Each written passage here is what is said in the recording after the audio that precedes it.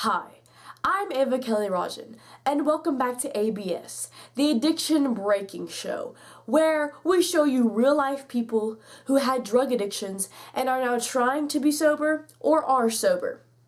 On today's episode, we are going to be looking into substance abuse disorder. Substance abuse disorder is a continued substance craving despite significant life disruption or physical risk. The disorder makes people have addictions and crave certain drugs despite the consequences. The first person we are going to be taking a look at today is Lori, a 22-year-old single mother.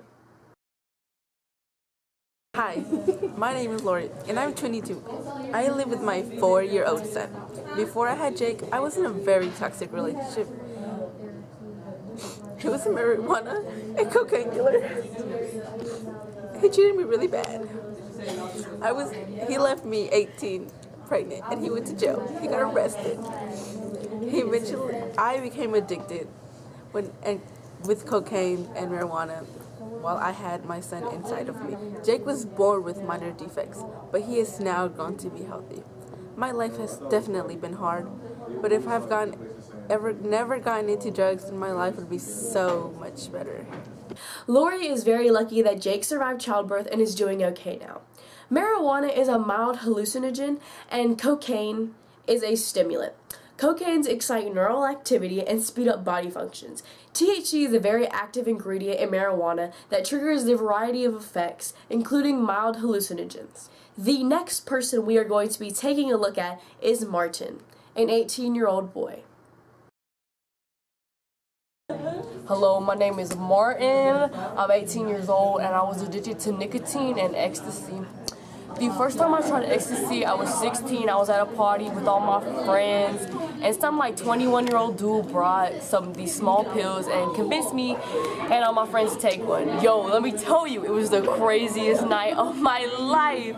I barely remember most of it. I just felt so happy and had so much energy. Then I blacked out, and I woke up in my bed feeling horrible about everything, pretty much depressed, and they said that's a symptom of it after. Anyway, so I told my friend I was feeling depressed, and he gave me a cigarette to, take the edge off. After the effects wore off, I was ready to take ecstasy again, to get lit or whatever. I would keep taking it until I could get that first high I got again. Slowly, I became addicted to nicotine as well, and my parents found out all this stuff when I was 17, and they sent me to rehab in the summer and support groups, so that was really bad. And I really wish I had never taken ecstasy or ever smoked cigarettes. Martin has made some bad decisions early on in his life, but luckily he is recovering from his addiction. Nicotine is a highly addictive drug commonly found in cigarettes or the commonly used by teens, Juul. Ecstasy is commonly taken at parties or public events where people just want to have a good time and let loose. Ecstasy is a stimulant, while nicotine is a stimulant and a depressant. It just depends on how the user is feeling. The final guest we are going to be looking at tonight is Shelly, a 14-year-old girl. Hi, my name is Shelly Landeman, and I was addicted to alcohol when I was growing inside my mother.